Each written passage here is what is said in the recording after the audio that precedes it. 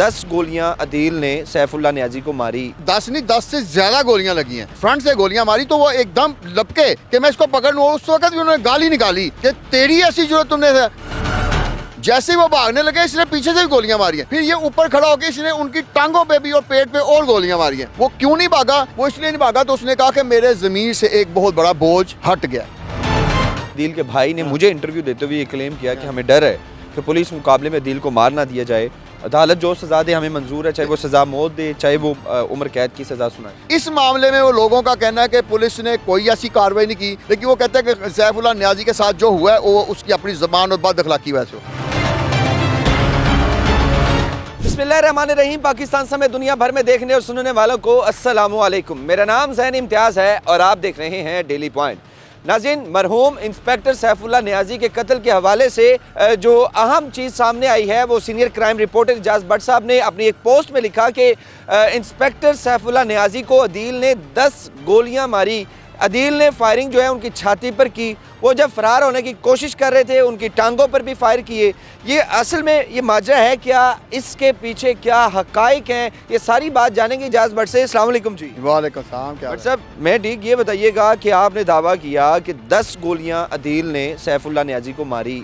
10 गोलियां? जी जी, ये मैं आपको ऐसे नहीं बता रहा। देखिए उनके जो इन्वेस्टिगेशन कर रहे हैं इंस्पेक्टर सफदर, उन्होंने बताया कि 10 नहीं 10 से ज़्यादा गोलियां लगी हैं। और 10 से ज़्यादा गोलियां उसने इतने इश्तआल में मारी है। मुलज़म ने खुद बताया है कि जब मैं इंस्पेक्टर नियाजी को मैंने फ्रंट से गोलियां मारी तो वो एकदम लपके कि मैं इसको पकड़ लूँ। उस वक्त भी उन्होंने गाली निकाली कि तेरी ऐसी जरूरत तुमने है। तो इस दौरान इसने फायरिंग की। तो जब वो उससे फायरिंग से खून निकलने के बाद नडाल हुए तो उन्होंने देखा कि ये मुलज़म अब मुझे छोड़ेगा नहीं, तो उन्होंने दूसरी तरफ मुँह करके भागने की कोशिश की है। जैसे ही वो भागने लगे इसने पीछे से भी गोलियाँ मारी हैं। जब वो गोलियाँ मारी क्योंकि उनका वजूद काफ़ी भारी भरकम था तो वो घिरे हैं। तो इसको यकीन नहीं आया, 10 से ज़्यादा गोलियां मार के भी इसको यकीन नहीं आया कि पता नहीं ये हलाक हो गए या नहीं। इनका अगर ये ज़िंदा हुए और उठ गए तो मेरा क्या असर होगा। फिर ये ऊपर खड़ा होकर इसने उनकी टांगों पे भी और पेट पे और गोलियां मारी हैं। और इस तरह पोस्टमार्टम में भी आया है कि उनको जो 10 से ज़्यादा गोलियाँ लगी हैं और फ्रंट पे भी लगी हैं, बैक पे भी लगी हैं और उनकी टांगों पे भी लगी हैं। अब मुलज़म ने ये बताया है कि ये खाली एक वक्त की गालियाँ नहीं। लोगों ने ये कहा जी कि वो 4500 का मामला था, 500 उसने रख लिए। उसने कहा ये मामला नहीं था, मामला कुछ और भी थे। आपकी इन्वेस्टिगेशन ऑफिसर सफदर से जब राबता हुआ तो सफदर ने आपको क्या बताया ड्यूरिंग इन्वेस्टिगेशन? अदील ने किन किन चीज़ों का एतराफ़ किया कि मामला है क्या? उनका ये कहना है कि बुनियादी तौर पे मुलज़म ने अपना कत्ल तो तस्लीम कर लिया है, लेकिन ये जो कहा जा रहा है कि ये इंस्पेक्टर सैफुल्लाह के मोज़र से या पिस्टल से ही उन्होंने हलाक किया है, कहते हैं ये चीज़ अभी हम तस्दीक कर रहे हैं। अच्छा। उस वक्त क्योंकि जब मेरी बात हुई थी उस वक्त अभी रिमांड 2 दिन का मजीद मौजूद था, तो उन्होंने कहा कि हम इसमें ये चेक कर रहे हैं। मैंने कहा ये तो वाज़ेह है कि वो कह रहा है कि मैंने ऊपर वाले कमरे में जाके उनका मैगज़ीन निकाला, उनका जो पिस्टल निकाला उसमें से 2 मैगज़ीन भी हैं और इसलिए 10 से ज़्यादा गोलियां कि वो मैगज़ीन दोनों लेके आ गया था। तो उसने ना लोड किया, फुल लोड करके उसके बाद उसने फायरिंग की है। मुलज़म को ये ख्याल था कि एक वक्त में इन्होंने जब फ़ोन किया तो उसके वालिद को गालियाँ दी। जब ये वापस आया तो उसके वालिद ने बताया कि पुत्र उन्होंने मैनू बड़ियाँ गालां कढ़ियां।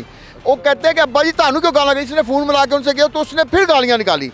अच्छा, गालियाँ निकालने के बाद उन्होंने बड़ी मुश्किल से फ़ोन बंद किया तो वो कहते हैं दूसरी दफ़ा फिर फ़ोन कर दिया। अच्छा। वो एक वक्त आया कि वो कहते हैं कि मुलज़म कहता है कि मेरी वालदा पास लेटी हुई थी, मेरी बहनें मौजूद थी, मेरी मिसेज मौजूद थी और उसकी सैफुल्लाह नियाजी की आवाज़ इतनी बुलंद थी कि फ़ोन में से बाहर आ रही थी।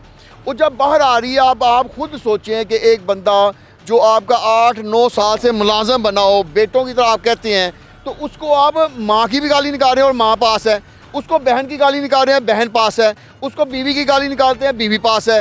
तो उसने कहा इससे ज़्यादा, तो वो रोना शुरू हो गया बकायदा। कहता है चाचू बस करें, रोता रहे।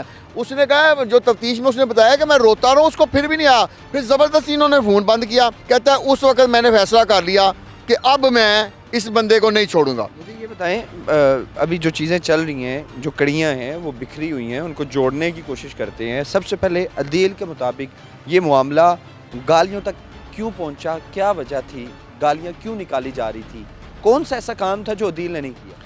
अच्छा, मैं इसकी थोड़ी सी आपको बैकग्राउंड बताता हूँ। देखिए अदील की इस वक्त उम्र तकरीबन 27-28 साल है। वो कह रहे हैं 8-10 साल नहीं हुए, इसको 12 साल हो गए हैं। अब अगर आप 28 साल से पीछे 12 साल पीछे चले जाएँ तो उसकी उम्र बनती है 17-18 साल। और 17-18 साल पहले ये जो बच्चा है इनका ले पालक बन गया, वो ऊपर अकेले रहते थे। न्याजी उनका ख़ानदान था, आप जानते हैं। तो कुछ उस तरह के भी क्लू मिल रहे हैं कि ये बच्चे को शुरू से ही इन्होंने कुछ थोड़ा सा हरासा भी किया हुआ था, जिसकी वजह से वो उनकी हिरासा किस तरह किया हुआ अब था? ये देखिए वो जिनसी हिरासा किया ये हुआ? हम नहीं कह सकते, लेकिन वो कहते हैं कि हरासा भी करता है। वो सारी चीज़ें एक बैकग्राउंड में थी। वो अब देखिए ना, आपने बताया हाँ। कि 17 साल 18 साल का ये लड़का, उनका बैकग्राउंड न्याजी, ठीक है, हिरासा किया। बकौल आपके हिरासा किस चीज़ का, किस तरह किया? इस हवाले से ये भी और भी कुछ चीज़ें चल रही हैं कि यहाँ जब तक पुलिस ने तफ्तीश की तो ये भी मामला सामने आया है कि वहाँ इर्द गिर्द के जो होटल हैं वहाँ से भी बत्ता आता था, और ये जो ट्रक के अड्डे वाले हैं वहाँ से भी कुछ बत्ता वसूल करते थे। और क्योंकि इनका जो चौकी इंचार्ज भी थे वहाँ के, तो सारे जो अड्डे वाले हैं, जो बसों वाले, ट्रकों वाले हैं, ख़ास तौर पे ट्रालियों वाले हैं, ये इनसे इनका एक तो भत्ते का साथ जाता है, और ये इनका ये जो कहते हैं ना कार ख़ास बन के पैसे इकट्ठे करता। अब एक बंदा आपको रोज़ाना 4-4 हज़ार, क्योंकि मेरी वहाँ जाके मैंने हर बंदे से गुफ्तगू की। वो चाय वाला भी हमें मिला जिसने कहा जी चाय के पैसे नहीं देते थे। अच्छा। अपने ऊपर अपने कमरे में भी चाय मंगाते थे, यहाँ भी आके चाय पीते थे, और अगर मैं कभी पूछता था कि सर जी चाय, तो फिर वो मुझे न्याजी स्टाइल में गालियाँ निकालते थे। अच्छा, उसके बाद मैंने वो जो नीचे हमाम वाला उससे पूछा, उसने कहा ये जो आपको मेरे तौलिए लटके नज़र आ रहे हैं ना, यहाँ एक तौलिया भी होता था, इनका घर के बिल्कुल नीचे हमाम है, तो एक तौलिया लटका होता तो मुझे माँ बहन की गालियाँ निकालते। तो मैंने जाके देखा कि मैंने कहा देखा जब तक बंदा जिंदा होता है तो कितना उसका रोब होता है। अब वो बंदा ज़मीन के नीचे चला गया तो वहाँ तौलियों की लाइनें लगी हुई थी। एक और जो उनका साथ वाला हमसाया था, उन्होंने मुझे बताया कि ये अपनी ये सीढ़ी के पास ना मोटरसाइकिलें खड़ी नहीं होने देते थे। कोई 2 लड़के खड़े हो जाते, उनको आके माँ बहन के ऊपर से उतरते हुए गालियाँ निकालते आते थे। और सबसे अहम बात यह थी कि ज़्यादातर लोगों ने ये बताया कि ये बावर्दी होके हाथ में पिस्टल पकड़ा होता था, बाज़ औक़ात गन पकड़ी होती थी, और तुम्हारी ये कर दूंगा, तुम्हारी माँ को वो, तुम्हारे बाप को वो, तुम्हारी बहन को वो, गालियाँ निकालते थे। वो कहते कि हर बंदा डरता था। एक इवन मुझे मौलवी साहब मिले तो मैंने कहा आप बताएं, उसने कहा एक दिन पहले ये बड़े उदास थे, मुझे इन पे तरस आ गया, सैफुल्लाह न्याजी पे तरस आ गया कि आज बड़े उदास बैठे तो पूछूं। कहता मेरी हिम्मत नहीं हुई क्योंकि मुझे इनका तकिया कलाम पता था। मैंने कहा मैं इनको इनसे तबीयत पूछूंगा और ये मुझे माँ बहन की गालियाँ दे देंगे, लिहाजा मैं पीछे हट गया।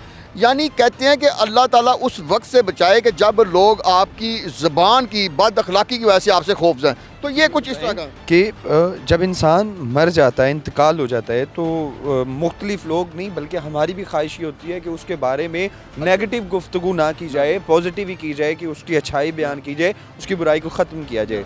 लेकिन ये एक ऐसा केस है जिसमें अभी तक लोग बकौल आपके वो इसी तरह बता रहे हैं उसकी बुराई और आपको बड़ी बात बताता हूँ कि वहाँ जो ये जो जिस बिल्डिंग में रह रहे थे ना, वो एक पूरी यानी एक मार्केट है। उस मार्केट के मालिक को उन्होंने बताया कि बजाज खान न्याजी हैं, वो भी न्याजी हैं।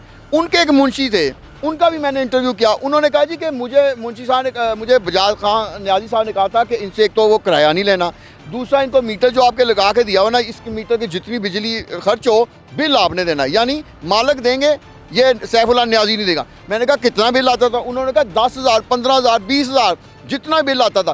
फिर मैंने उनसे सेकंड सवाल पूछा, मैंने कहा 20,000 तो आप दे रहे थे जो मीटर लगा हुआ था, उस मीटर को जहां उस मीटर के में सरकारी बिजली आ रही थी उससे पीछे कुंडे लगा के आगे दुकानदारों को बेचे हुए थे। और दुकानदारों ने खुद मुझे बताया कि हमसे 2,500, 3,000, 4,000 तक ना वो कुंडे वाली बिजली बेच के पैसे लेते थे। और ये सारे पैसे ये इकट्ठे कौन करता था? अदील। एक आदमी ने यह भी मुझे बताया कि अदील से पहले भी इन्होंने एक बंदा रखा हुआ था, वो बीच में इनको फ्रॉड दे गया, तो फिर दोबारा से पहले इन्होंने अदील को रखा हुआ था, फिर अदील को छोड़ दिया, उस बंदे ने पैसे इकट्ठे करने शुरू कर दिए, फिर वो बंदा इनको फ्रॉड दे गया, तो उस बंदे को छोड़ के दोबारा से अदील को। अब अदील के बारे में जो तफ्तीशी है वो कहते हैं हम उससे पूछ रहे हैं, वो बता नहीं रहा कि उसको किसी चीज़ का ऐसा खौफ था कि जिस खौफ की वजह से वो पहले तो बोलता नहीं था, जब बोला तो उसने इतनी गोलियां मारी हैं तो उसने यकीन किया कि कहीं ये बच ना जाए, इनका सांस हो जाए, करीब होकर उसने ये भी देखा।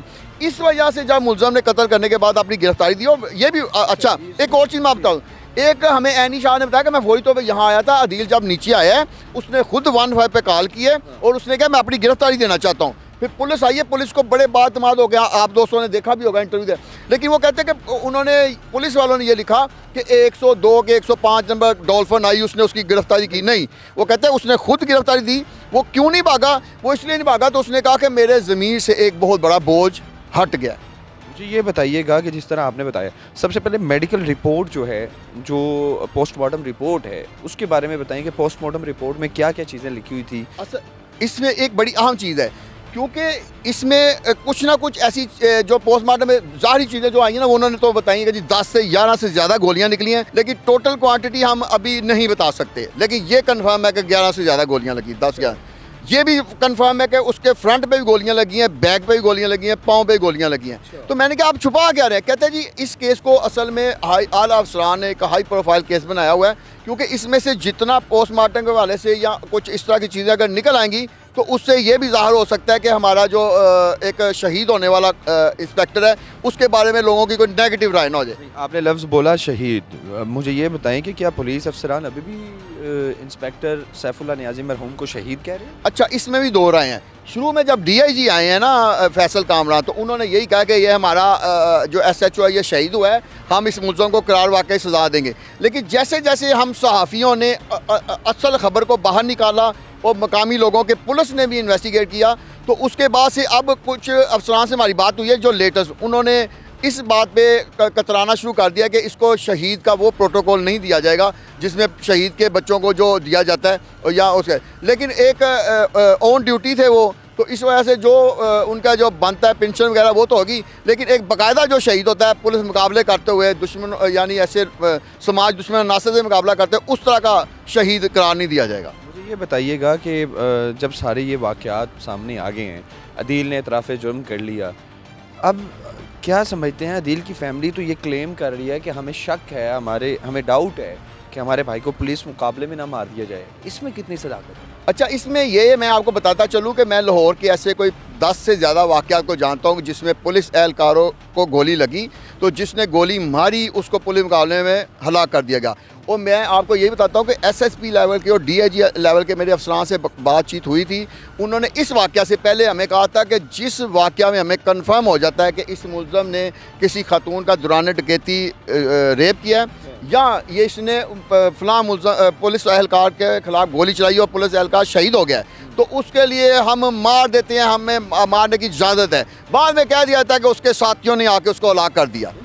सवाल ये है कि अदील की फैमिली, अदील के भाई ने मुझे इंटरव्यू देते हुए ये क्लेम किया कि हमें डर है कि पुलिस मुकाबले में अदील को मार ना दिया जाए, अदालत जो सज़ा दे हमें मंजूर है, चाहे वो सज़ा मौत दे, चाहे वो उम्र कैद की सज़ा सुनाए। अच्छा, शुरू में जब ये वाक़या हुआ था उस वक्त हमें भी लग रहा था कि बहुत जल्द इसको पुलिस मुकाबले में मार दिया जाएगा, लेकिन अब जो पुलिस के जो अफसरान से हमारी गुफ्तगू हुई है, अब जो तफ्तीश जिस तरह आगे बढ़ी है और सैफुल्लाह नियाज़ी का जिस तरह का करैक्टर सामने आया है, अब ऐसा नहीं लग रहा कि वो उसको पुलिस मुकाबले में मारेंगे। लेकिन पुलिस से कुछ चीज़ बाइद नहीं है कि किसी वक्त भी आ जाएगा, क्योंकि अब बहुत सारे लोग जो है ना इसको इस वाक़या को शाह चौधरी के वाक़या के साथ जोड़ रहे हैं। तो कहते हैं जी शाह चौधरी को अगर उस वक्त सज़ा दे दी जाती तो इस तरह का वाक़या पेश ना आता। तो अब वो चाह रहे हैं कि इसको लंबी डिबेट होने की बजाय जो है ना इसको ख़त्म कर दे। एक लास्ट बात मैं आपको अहम कहना चाहता हूँ, जितने भी दुकानदारों से इर्द गिर्द की मार्केट से बात हुई है वो कहते हैं कि ये पुलिस वाले कहते हैं कि ये जी हमारा एहलकार जो पुलिस वाला जो शहीद हुआ है ड्यूटी के दौरान हुआ है, लेकिन जब से ये वाक़या हुआ है किसी पुलिस एहलकार ने आके यहाँ तफ्तीश नहीं की, किसी अफसर ने आके नहीं कहा।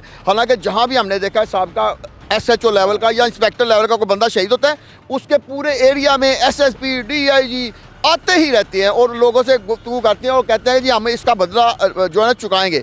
इस मामले में वो लोगों का कहना है कि पुलिस ने कोई ऐसी कार्रवाई नहीं की, कि इससे यही लगता है कि पुलिस वालों ने खुद ही ये अज्यूम कर लिया है या ये उनको अंदाज़ा हो चुका है कि सैफुल्लाह नियाज़ी को मारना तो किसी को भी जायज़ नहीं है, किसी जिंदा बंदे को मारना, लेकिन वो कहते हैं कि सैफुल्लाह नियाज़ी के साथ जो हुआ है वो उसकी अपनी ज़बान और बद अखलाकी वैसे हुआ। लास्ट पे मुझे भट्ट साहब ये बताइएगा कि ऐसी क्या चीज़ें मौजूद हैं पोस्टमार्टम रिपोर्ट में जो कि पुलिस अफसरान बताना नहीं चाहते, क्या मामला? देखिए, कुछ गोलियां जो है ना ऐसी जगह पे लगी हैं कि जिसकी वजह से पुलिस अफसरान कहते हैं कि अगर वो वाली हम लोकेशन बता देंगे तो उससे भी मुल्ज़म का गुस्सा सामने आ सकता है। तो वो पेट में तो कमर में तो कह रहे हैं, तो दूसरी जगह पे जो ऐसी जगह पे गोलियां लगी हैं वो नहीं बता रहे वो, क्योंकि हम भी जब पुलिस पोस्टमार्टम रिपोर्ट अपनी आंखों से देखेंगे तो फिर बताएंगे, हम भी इस हवाले से अपनी तरफ से कुछ नहीं दे सकते। बहुत शुक्रिया जी।